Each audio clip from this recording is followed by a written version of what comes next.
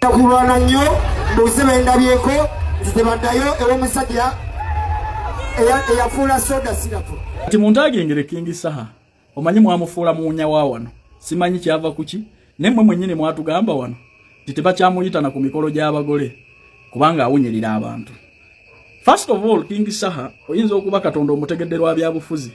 nga Bobi Wine amaze kuwa contract ya kulwanisa makanisa g'abalokole mayita gaagalira ddala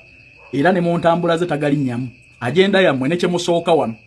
kwe kulwanisa abasumba okusuula ekkanisa ya Yesu Kristo kuba erwanisiza nnyo ebikolwa byammwe n'ebigendererwa byammwe by'omubi sitaani. One, Pastor Bugingo gw'oyogerako tatundanga ku soda abazze bamugoberera bakimanyi nti ne soda gwe yagaba ku olwo yali afiseewo ku lw'omukolo guli gwe baaliko ogwa Thanksgiving. Soda yasigalawo baamunywa abantu yasigalawo ne bamuleeta enkyakatuuti ne bamusabira fenga abalokole tukkiririza mu kuwa buli kimu kyonna omukisa kati gwe oluusi otamidde enjagayo tomanyi na kumanya nti Yesu Kristo bwe yali awonya omuzibe w'amaaso yakozesa nfuufu n'agamba nti kwata enfuufu eyo njiwadde omukisa egenda kuwonya amaaso. Ffe tukkiriza osobola n'okusabira ejjinja ne lifuuka omugaati. Ffe tukkiriza osobola okusabira emmere ng'ogirya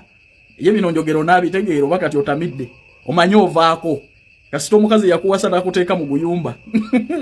tomanyi wadde buloka bwegula oluguudo lwe nakawuka lw'okomplainingako muwala wa Sale yasula mu nnyumba yo lwaki tokubira sezaalawo badde manyi mmwe gavumenti amajja agakuuma ewuwo lwaki togagalagira ne galimira abantu ekkubo bebafuna essente z'omuwuwo omusolo oli ku contract y'akadinga y'okulwanisa amakanisa naye mugamba ajje direct gwe tosobola obaako enjaga buli kadde enjiri ogibuulira wantu wakyamu jangu mu balokole bakunnyonnyole kubanga ffe omukisa kati oyagala kugamba era oyagala kuwakanya nti bwenkera n'ensabira emmere yange gye ŋŋenda okulya Katonda tagiwa omukisa. Olaba tusembera mu kyakya akagaati omanyi akagaati n'evvinnyo omugaso gwabyo ndiso tukusaba oconcentrating ku njagayo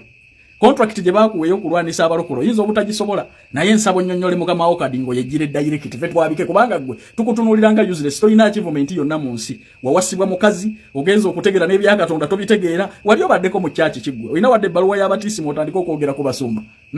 mbadde nsaba munywe enjaga yammwe babukaale gwe buli ku makya bakeere kutwala muli habu kubanga muli mwaka bw'otabaako muli wabu kati oyagala kubeera mu kkomera nze nkumanyi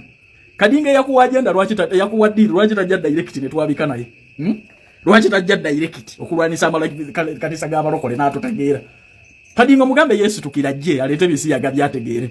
nti tetuli basajja bakuzannyirako kuba tumumanyi iza agenda andi target yakumalawo kanisa y'abalokole era abalokole mwenna abali eyo mbagamba omulabe wafaali ogwo Kadinga wano naye tugenda kumukuba tujja kumusesetula mu Uganda ne beejenti be bano bamanisulu wama yagala ogenda ebweru olwaleero mbadde nkwerabidde naye ku noti 7 noti nkaga 7 bimokaga 84 nziruka stupid naye munamba muzikwate ne noti 7 mukaga 17 na 5 27 ogenda kuba tufuna buterevu akasente koteekamu nga vizo gikutteko twetaaga abawala 15 n'abalenzi kola ku mirimu gya bisaawe kata Kuwait Dubai Abu Dhabi sala atandika ku milioni 1.5 paka ku milioni 2.8 bakusuza bakulisa bakujjanjaba banange mutambulirawo mujje mukole interviews mugambe ali myaka 21 paka emyaka 3 mukaga ntitubeetaaga mu bwangu.